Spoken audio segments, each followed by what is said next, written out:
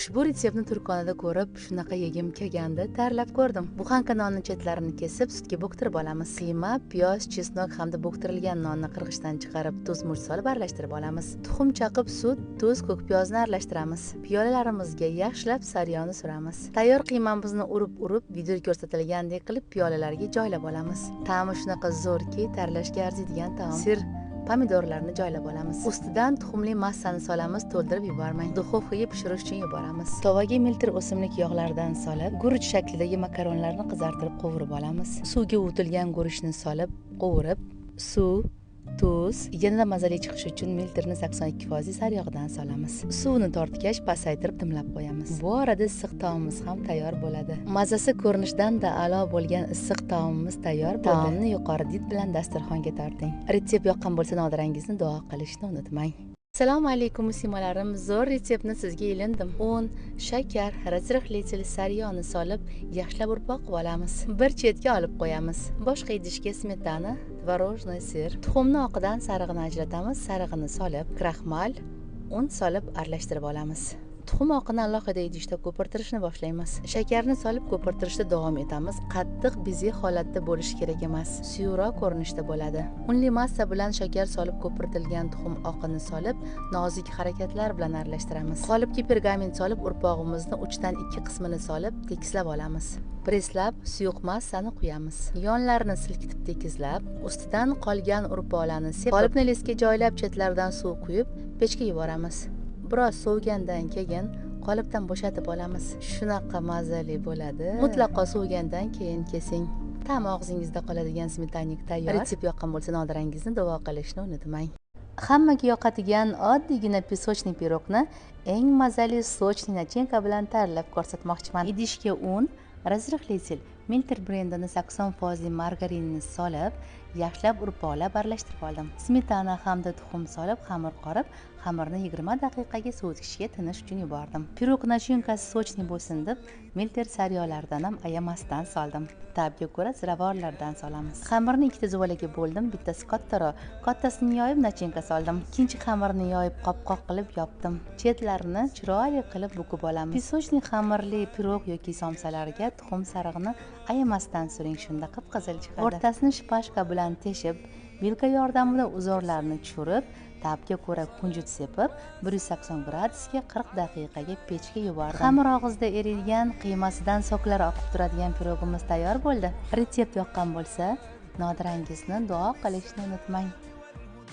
Assalomu alaykum musimalarim. Trenddagi julen somsasini birgalikda tayyorlaymiz. Ko'rinishidan mazasi qandayligini shundoqqina bilib olsa bo'ladi. Unda boshladik.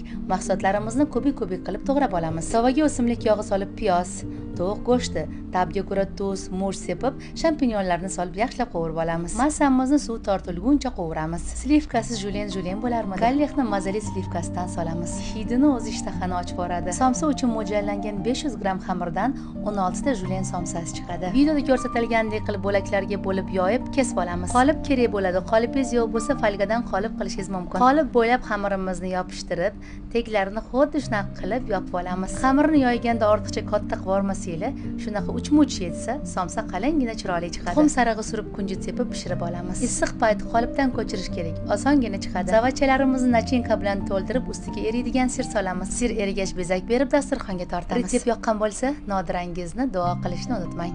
Assalomu alaykum muslimalarim. Mazali salat retseptini boshlaymiz. Idishga tuxum chaqib, tuz, o'simlik yog'i solib aralashtirib olamiz. Salatimiz uchun ushbu masalliqlarni tayyorlab oling.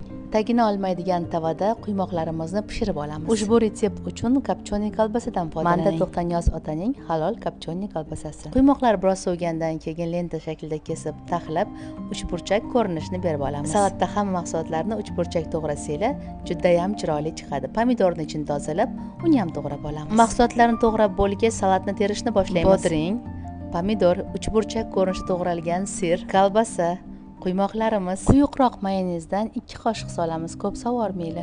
Yaxshilab aralashtirib olamiz. Tayyor bo'lgan salatni chiroyli idishga solib, madilangan ukrop sepamiz. Xohishga ko'ra ustiga sirdan bezak beramiz. Mazali salat retsepti tayyor bo'ldi. Retsept yoqqan bo'lsa, nodirangizni duo qilishni unutmang. Assalomu alaykum muslimalarim, mazali salat retseptini boshlaymiz. Idishga tuxum chaqib, tuz, o'simlik yog'i solib aralashtirib olamiz. Salatimiz uchun ushbu masalliqlarni tayyorlab oling. Tagini olmaydigan tavada quymoqlarimizni pishirib olamiz. Ushbu retsept uchun kopchoniy kolbasadan foydalaning. Manda To'xtanyoz otaning halol kopchoniy kolbasasi. Quymoqlar biroz sovigandan keyin lenta shaklida kesib, taxlab, uchburchak ko'rinishini berib olamiz. Salatda hamma mahsulotlarni uchburchak to'g'rasanglar, juda ham chiroyli chiqadi. Pomidorni ichini tozalab, uni ham to'g'rab olamiz. Mahsulotlarni to'g'rab bo'lgach, salatni terishni boshlaymiz. Bodring, pomidor, uchburchak ko'rinishda to'g'ralgan sir, kolbasa, quymoqlarimiz, quyuqroq mayonezdan 2 qoshiq solamiz, ko'p sovormayli. Yaxshilab aralashtirib olamiz. Tayyor bo'lgan salatni chiroyli idishga solib, madilangan ukrop sepamiz. Xohishga ko'ra ustiga sirdan bezak beramiz. Mazali salat retsepti tayyor bo'ldi. Retsept yoqqan bo'lsa, nodirangizni duo qilishni unutmang. Karpatka shirinligini eshitganmisiz? Birgalikda tayyorlaymiz. Idishni olovga qo'yib, suv, sut, shakar, margarinni solib eriguncha aralashtiramiz. Un solib, quyilgunicha aralashtirib turamiz. Massa o'rtaga yig'ilib oladi. Massamiz biroz sovigandan keyin uchta tuxumni ketma-ketlikda solib aralashtirib olamiz. Listga pergament solib qolip qo'yib, qolipimizga yoyib olamiz. Ushbu xamirdan 2 ta ko'rish chiqadi.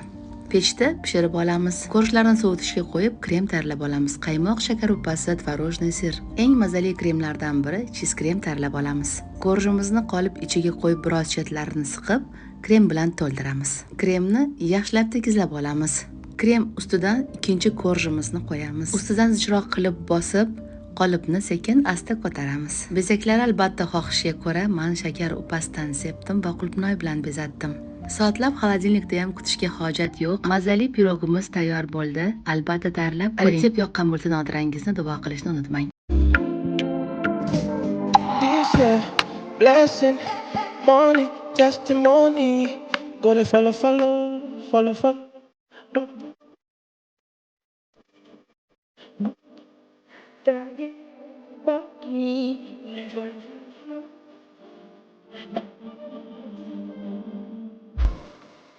Everything.